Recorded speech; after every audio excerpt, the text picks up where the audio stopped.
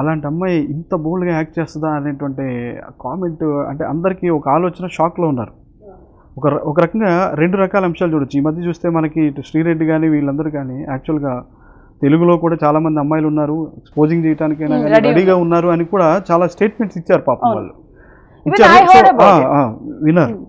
కానీ మీరు చేసింది ఖచ్చితంగా తెలుగు అమ్మాయిలు చేయొచ్చు అనేటువంటి ఒక నిర్ధారణకైతే వచ్చినటువంటి పరిస్థితి. మీరు ఎలా దీని మీద ఎలా కామెంట్ యాక్చువల్గా దీని గురించి ఒకటి చెప్పాలి. నాకు పిలిచారు కదా ఆఫీస్కి వెళ్ళినప్పుడు, నాకు అసిస్టెంట్ డైరెక్టర్ ఉన్నాడు అక్కడ. ఆ అబ్బాయి కాస్టింగ్ అంతా చూసుకునేది హరీష్. మేడం ఇలా అన్నాడు, మేడం మీరు సెలెక్ట్ అవ్వాలి మేడం, నేను ముక్కున్నాను మేడం అన్నాడు. ఎందుకు అన్న, నాకు అసలు తెలియదు అక్కడ ఎవరు. ఎందుకు అంటే ఇప్పటికి 9 మందిని చూసాం మేడం, 8 మంది అయ్యారు, ఇప్పుడు మీరు 9th నెంబర్ అన్నాడు. ఏమన్నా అబ్బాయి అన్నాడు, నాకు తెలీదు, అండ్ మైన్ ఈజ్ 4 అనుకుంటాను. అయితే ఎందుకు అని అడిగి, అంత ఎక్కువ ఆలోచించకుండా ఎందుకు అన్నా. అందరూ న్యూడ్గా చేయడానికి కూడా రెడీ అయ్యారు మేడం, సార్కి నచ్చట్లేదు మేడం అన్నాడు. అలాగే సార్కి నచ్చట్లేదు మేడం అన్నాడు. అన్నా, అదే మేడం మాకు అర్థం కావట్లేదు, సార్కి ఏం కావాలో తెలియట్లేదు, బట్ చాలామంది అమ్మాయి మోడల్స్ వచ్చారు, మీరు అన్నట్టు మోడల్స్ వచ్చారు, అందరూ ఐమ్ రెడీ టు డూ, న్యూడ్గా కూడా మేము చేస్తామన్నారు. అన్నా అంటే న్యూడ్గా ఉంటుందా అన్న, ఫస్ట్ క్వశ్చన్ కిందే.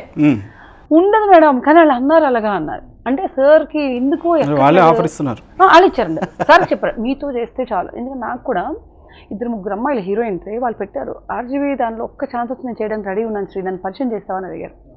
అమ్మాయిలు అడిగారు.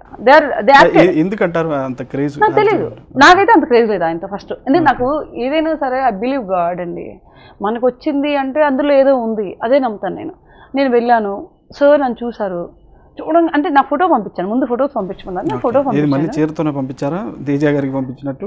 లేదు, ఏదో ఉండే పంపించాను, సారీస్ కాదులేండి, కొంచెం అప్డేట్ అయ్యాంగా అంతేనా. సో పంపించగానే ఇమ్మీడియట్లీ శ్రీహార్ అన్నాడంట, అమ్మాయిని పిలిపించండి నేను చూడాలి అన్నాడంట. ఈయన నాకు అప్పుడు కాల్ చేశారు, హరీష్ చేశారు, సార్ వెంటనే రమ్మంటున్నారండి, ప్లీజ్ రండి, మీరు ఎక్కడున్నా ఎలా ఉన్నా వచ్చేయండి అన్నాడు. ఎలా ఉన్నా వచ్చాడంటే ఎలా ఉన్నా వచ్చేనా పర్వాలేదు అన్న. యాక్చువల్గా నేను పంపించిన దానికి వితౌట్ మేకప్లోనే పంపించాను, నేను ఎలా ఉన్నానో కాఫీ తాగుతూ అలాగే పంపించాను ఆయనకి. అదే మీరు అక్కడికి వెళ్తే మీ లిప్స్టిక్ వేసుకొని వెళ్తే లిప్స్టిక్ కూడా రిమూవ్ చేయండి అన్నారని చెప్పి, అది ఎక్కడంటే అంటే షూట్ చేస్తున్నప్పుడు ఆయన న్యాచురల్గా, నేను అంతకుముందు రోజు వెళ్ళినప్పుడు ఏమి వేసుకోలేదు, అంటే ఇప్పుడు ఎలా ఉంది అలాగే ఇలానే వెళ్ళాను, బొట్టు ఒకటి పెట్టుకున్నాను. యాక్చువల్గా నాకు ఇంకోటి విన్నాను, మా ఇంటి పక్కన ఆర్జీవి గారి రిలేటివ్స్ ఉంటారనమాట, అంటే వాళ్ళ వైఫ్ వాళ్ళ రిలేటివ్స్.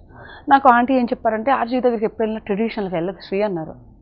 అన్న ఆయనకి ఇష్టం ఉండదు అంట అన్నారు. ఇంకోటి ఆయన ఇంటర్వ్యూలు ఎప్పుడూ నేను చూడలేదు, ఎప్పుడు చూడలేదు.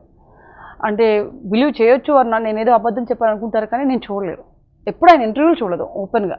నేను ఎవరైనా అంటే సుశాంత్ ఇలాంటివి చూస్తాను, మళ్ళీ అయ్యో నడుస్తూ ఉంటుంది నా మైండ్లో, కొన్ని ఇన్సిడెంట్స్ నడుస్తూ ఉంటాయి. అయితే ఆంటీ మీకు ఎలా తెలుసా అంటే నేను చదివాను, నేను ఇంటర్వ్యూలు చూసాను అందే. నువ్వు చూడలేదా శ్రీ అందే. నేను ఎప్పుడు చూడలేదండి అంటే, ఏమో అంత రాలేదు లేదు చూడలేదు అన్న.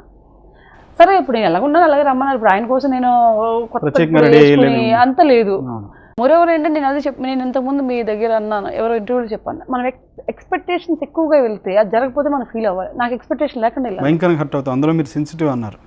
నేను ఇంకోటి నేను పెట్టుకోను, నేను ఫస్ట్ నేను ఎందుకు అంటే వస్తే నాది పెట్టుకోను. ఇప్పుడు కూడా ఒక 3 సినిమాలు నేను సైన్ చేశాను, వాళ్ళు నాకు అడ్వాన్స్ ఇచ్చి షూట్కి వెళ్ళాలంటే దాన్ని బిలీవ్ చేయను నేను.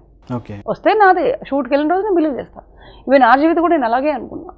ఆయన ఏమన్నాడంటే, కలిసిన తర్వాత వెళ్ళాం కదా 8 మంది రిజెక్ట్ అయ్యారు అన్నారు కదా. నేను అడిగా ఎందుకు రిజెక్ట్ అవుతున్నారు అన్న. అంటే ఏమో మేడం అందరూ బాగుంటున్నారు, చక్కగా ఉంటున్నారు అది అన్నాడు.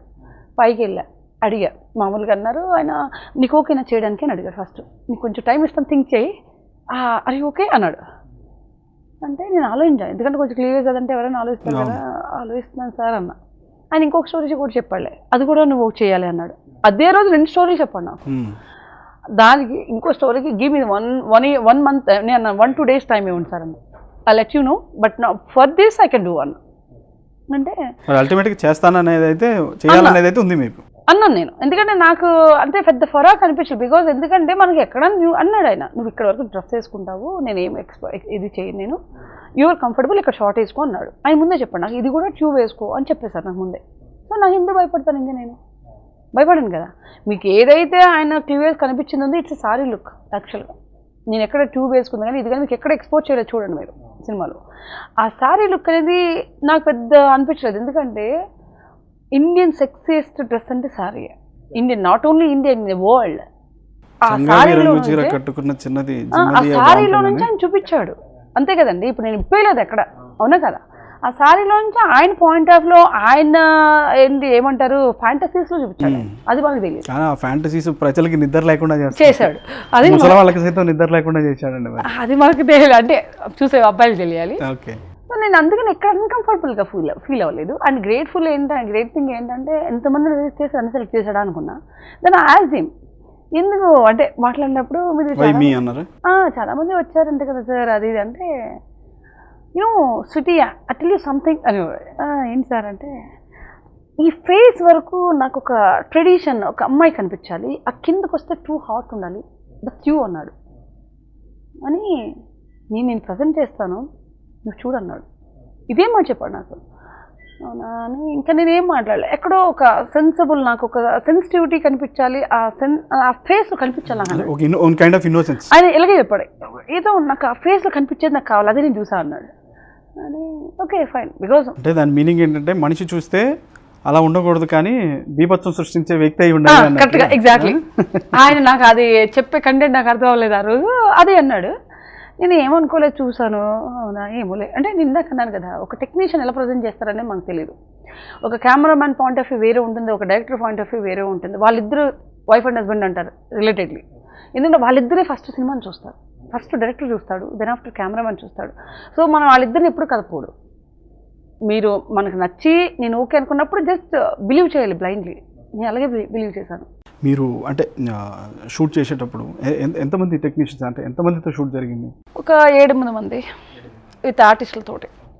అంటే ఆర్జీవీనే కొన్ని డిఫరెంట్ యాంగిల్స్ లో ఆయన కింద ఇట్లా ఇటు పడుకొని దొర్లేసేవాడు బాత్రూమ్ లోను కింద.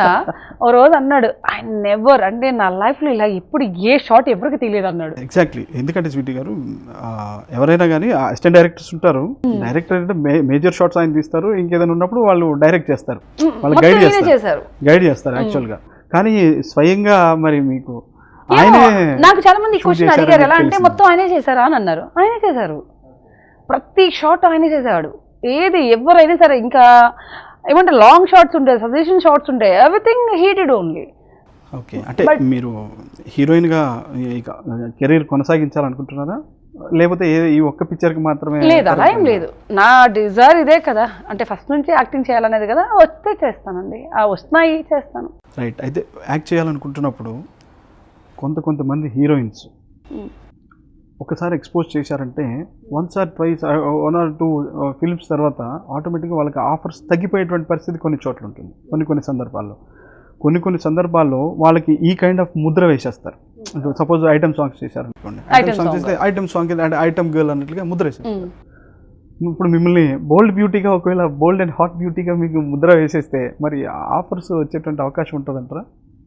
ఇప్పుడు అంటే ఒకవేళ మా ఛానల్ ద్వారా డైరెక్టర్స్కి చెప్పాలనుకున్నా కానీ నేనేం చెప్తానంటే, ఫస్ట్ థింగ్ అండి, ఒక డైరెక్టర్ థింక్ చేసే విధానం ఎలా ఉంటుందంటే, నేను అనుకోవడం, first they want the perfect body and face structure. Face okay. నీ ఫేస్లో ఇప్పుడు మీరు నన్ను చూస్తున్నప్పుడు నాకు వచ్చిన కాంప్లిమెంట్స్ ఎక్కడ నెగిటివిటీ లేదు నా దానిలో. చాలా మంది అన్నారు కాంప్లిమెంట్స్ వచ్చాయి, ఎక్కడ అంటే ఇన్నోసెన్స్ ఉందన్నారు. అది కావాలి కదా, కోరుకున్నది కూడా అదే కదా, ఇన్నోసెన్స్ కావాలి అన్నారు. అది ఒకటి పక్కన పెట్టి ఆ కింద దాటితే ఒక అబ్బాయికి ఏం కావాలి, అది ఉంది. రైట్. సో నేనేమనుకుంటా అంటే, నాకు ఈ ముద్ర వేస్తారా, ఇది వేస్తారా. మీకు ఇంకొక విషయం చెప్తాను. హలో సిల్క్ గారు, అంటే నేను అది చేశానని నేను చెప్పట్లా, ఎందుకో తెలుసా అండి, నేను చాలామంది బయోగ్రఫీలు చదువుతూ ఉంటాను నైట్. అంటే ఆమె చనిపోయే టైంకి నేను ఇండస్ట్రీకి రాలేదు, నాకు తెలియదు. కానీ ఆమెకున్న అందం, ఆమెకున్న డాన్స్, ఆమెకున్నది ఎవరికి ఉందండి? ఆవిడ హీరోయిన్ గా కూడా చేశారు కదా. ఈ రోజుకి ఒక అమ్మాయి ఫోటో చూస్తే ఇలా నేను ఎందుకు లేదని ఫీల్ అయ్యే చాలా మంది ఉంటారు. Too much hot, sexy. ఏ అమ్మాయి అనుకోదు లైఫ్లో నేను సెక్సీగా ఉండాలని అనుకుంటుంది కదా, కానీ చెప్పుకోవడానికి ఏదో చెప్తారు. ఎందుకంటే సూపర్ డాన్సర్.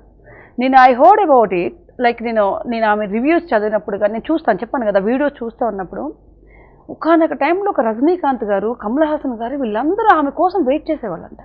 కృష్ణ గారు కూడా వెయిట్ చేసేవాళ్ళు. యా, అంటే ఆమె సాంగ్ కోసం, ఆమె సాంగ్ లేదంటే సినిమా హిట్ అయ్యి కాదే అంటే. ఎవ్రీ మూవీలో కూడా ఆ టైంలో ఆ సాంగ్ ఉండాలి ఆవిడది. సో హీరోయిన్ గ్రేటా, సిల్క్ స్మిత గ్రేటా? మీరు యాక్చువల్గా ఇప్పుడు ఆవిడ ఆ మూవీ కోసమే అంతమంది అందరికన్నా ఎక్కువ రెమ్యురేషన్ ఉండేదంట ఆమె. అవును తన కాస్ట్యూమ్ తను డిజైన్ చేసుకునేదంట, తన మేకప్ తను వేసుకునేదంట. The great artist right. అవును so real I inspired her.